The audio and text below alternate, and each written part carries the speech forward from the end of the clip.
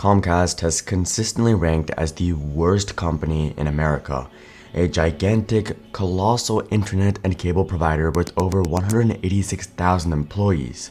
People hate this company, but a lot of time Comcast is the only cable or internet option they have.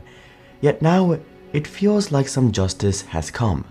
Comcast is burdened with mountains of debt, almost $100 billion. They had massive plans to expand and dominate a new market, but things didn't go as expected. Now, they're struggling to manage their debt, but also stay on top of their core business, internet. This is Comcast's $90 billion debt crisis, and most of it can be traced back to one man.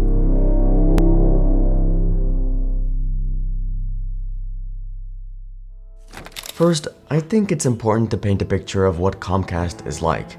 If you live in the US, you probably know, but if you don't, you might think, what's the big deal? Well, let's start with one critical example. In 2014, one customer named Ryan Block called Comcast to cancel his plan, and he was met with this. We'd like to disconnect, please. Okay, so why is it that you don't want the faster speed? Help me understand why you don't want faster internet. You literally just a moment ago said that you would go ahead and disconnect our service, and that's what we're going to need to do. So can you go ahead and do that now? I'm working on that process. Okay, great. Okay. How much longer is that process going to take? I'm asking some questions. Ryan was on call for almost 20 minutes trying to cancel his internet plan, but the customer retention specialist wasn't having it and became aggressive with Ryan. But that's just the tip of the iceberg.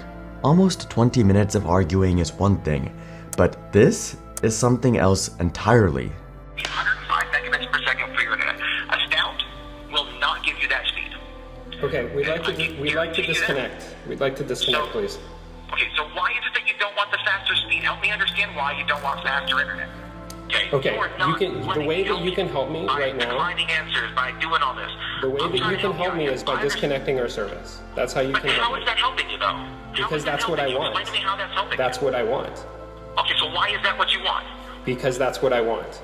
Another customer posted a call where Comcast promised not to charge him for a technician visit, but then charged him anyway. And when he tried to complain to Comcast to drop the $182 charge, they said they couldn't undo the charges until he played them a recording of their previous call.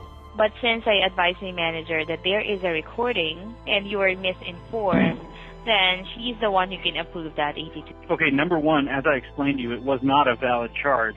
And number two, you're telling me that if I didn't have a recording of that call, you wouldn't have been able to do it. Is that right? Yes, that is correct. Yes. Awesome. Good thing I'm recording this call too. Comcast consistently tries to play dumb with their own customers, and the only way to hold them accountable is to record the call. Yet, some stories from Comcast are just odd. Another customer called to cancel cable while under financial strain, yet customer representatives escalated things and tried to persuade her to keep the cable service and sign a new 2-year contract. Yet, the strangest part came in their next bill. Their name was changed to A-hole on their official billing. This might seem like cherry picking, but it really isn't. Comcast is known for this type of behavior. Comcast is statistically one of the most hated corporations in America. On Trustpilot, Comcast has a score of 1.1 out of 5 from over 3,500 reviews. The American Customer Satisfaction Index ranked Comcast the worst in America in 2004, then again in 2007, then second worst in 2014, only behind Time Warner Cable. That's across all industries and all companies and government organizations. People hate Comcast more than the IRS. Think about that. Why are cable companies, and in particular Comcast, so egregious? Well, for much of the 90s, 2000s, and 2010s, Comcast has been running a de facto monopoly. Many areas of the US don't have dense populations but still need internet or cable, but both of those require dense infrastructure, which is costly. So it's not uncommon for many areas to only have one provider, Comcast. With no competition, they can charge customers whatever they want and treat them however they want. Comcast has even lobbied against cities trying to build broadband networks which would increase competition and improve the quality of life of their customers. But there's also something else. there are clues that these terrible experiences are by design. All of this brings us back to one man, the person who ruled Comcast with an iron fist for 35 years and is responsible for their mountain of debt and current challenges.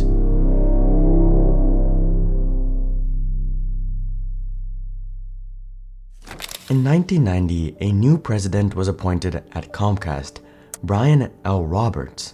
When he took over, Comcast was making $650 million in revenue, but by 2017, Robert would grow this to $85 billion. And it wasn't just through cable and broadband. Roberts would transform Comcast into something else entirely. Comcast would transform from a content provider to a content creator. In 2011, Comcast acquired NBC Universal for $16.7 billion, and over time, their collection of media brands expanded into a long list of brands. Universal, CNBC, DreamWorks, Illumination, Bravo, and many more. Why? Comcast's home industry was beginning to wane. They were cable TV providers, and people were canceling cable plans in favor of much cheaper and flexible streaming plans. Robert saw this future and was trying to change Comcast, and to his credit, he began this change early. This meant new markets and new revenue, not just in movies but TV shows, sports, news networks, theme parks, and the real moneymaker, merchandise. This also meant new opponents, and one in particular terrified Roberts: Disney. You see, at this time while Comcast was beginning to move into the world of entertainment, Disney was tightening its grip. They had begun buying all kinds of brands themselves. Pixar in 2006, Marvel Entertainment in 2009, Lucasfilm aka Star Wars in 2012, and their next move would be their biggest, 21st Century Fox. Disney already had a lot of brands, but this was different. It would make them the king of entertainment. This was a gigantic collection of films, TV shows, and IPs. The Simpsons, Alien, X-Men, National Geographic, X-Files, Avatar, Planet of the Apes. The list goes on and on and on. This would improve Disney's lineup, giving them more content to offer on their new streaming platform, Disney+, besides Marvel, Star Wars, Pixar, and the Disney films. More mature, adult-centered content which they were lacking. Not only that, it would give them Star India, a network with hundreds of millions of viewers across Asia that has massive networks in TV and sports like cricket. This would make Disney a juggernaut. Ironically, Comcast, the monopoly of cable and broadband, was afraid of another monopoly. So what happened? In December 2017, Disney secured a deal to buy 21st Century Fox for $52.4 billion. Things were moving along smoothly, expected to close by summer 2019. Then, Comcast entered the scene. In May 2018, Comcast prepared to challenge Disney's bid for 21st Century Fox, financing $60 billion, much more than Disney's offer. Then, they made a formal offer to 21st Century Fox, except now it was $65 billion. Then, Disney amended its original deal, upping to $71.3 billion, or nearly $20 billion more than their original offer. Comcast folded as they couldn't keep up with the bidding war.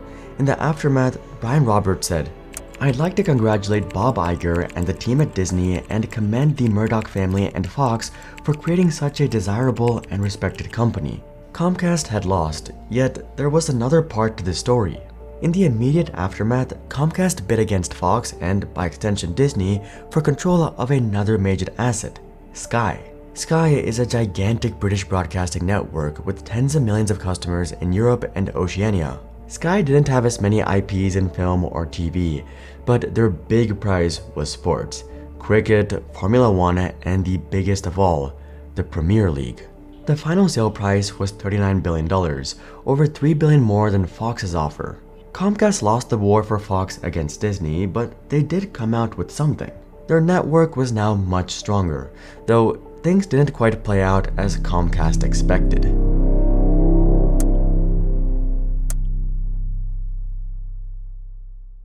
Comcast knew the future wasn't in cable, so they were trying to build their own streaming service, Peacock. Fox had many IPs that would have given Peacock a huge edge in the market, but that didn't happen. Losing the bidding war, Comcast bought Sky instead, a very different purchase to Fox. an old traditional broadcasting company, a massive one to be fair, but this brought a new problem for Comcast. Over the next few years, Sky began to stumble. In 2022, they reported an operating loss of £111 million after their revenue of £10 billion remained flat. The next year, Sky lost £224 million and cut 1,000 jobs, or about 4% of their staff. At the end of the day, Sky is a broadcasting company after all. Even if they had great rights to sports, much of their business was satellite TV, and much of their revenue came from advertising. To make matters worse, Comcast had taken on a lot of debt to purchase Sky. At the end of 2018, their total debt jumped to $111 billion. And Sky wasn't the only thing going wrong for Comcast. In Q4 of 2024, Comcast executives warned of a coming drop in subscribers.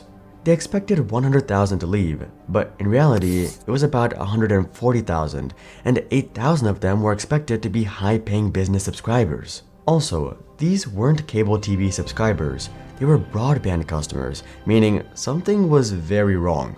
After the subscriber exodus, Comcast share price dropped by 11%. They've been seeing subscriber drops in the past quarters too.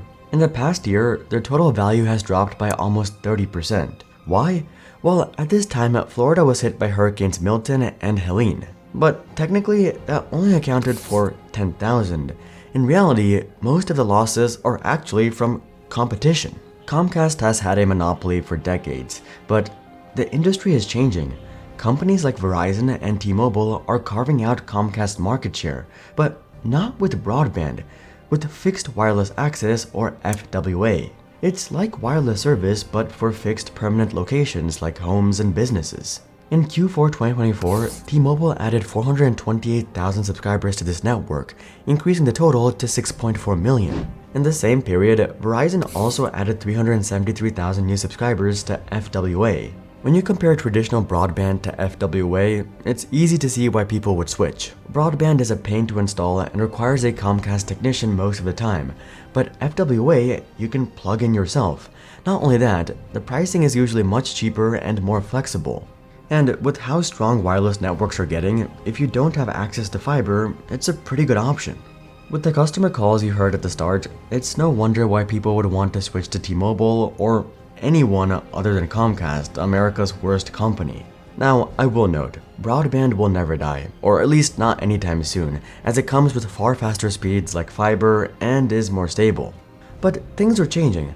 The places where customers had no other option now have more options, or rather, the option to not choose Comcast. Their debt had ballooned for an asset that was dwindling, and their core business was stagnant, if not dying, and that brings us back to the man behind all of this. Brian L. Roberts took over the role of president from Ralph J. Roberts. If that name looks familiar, it's because Ralph is Brian's father and the founder of Comcast. That doesn't sound too abnormal, but let's look a bit closer. Roberts owns about 1% of Class A Comcast shares, but he also owns 100% of Class B shares. Why does that matter? Well, let's take a look at their voting securities document. The shares of Class B common stock beneficially owned by Mr. Brian L. Roberts represent 33 1/3% of the combined voting power of the two classes of our voting common stock, which percentage is generally non-dilutable pursuant to the terms of our Articles of Incorporation. AKA, Roberts has 33.3% voting power over the company despite only owning 1% of the stock.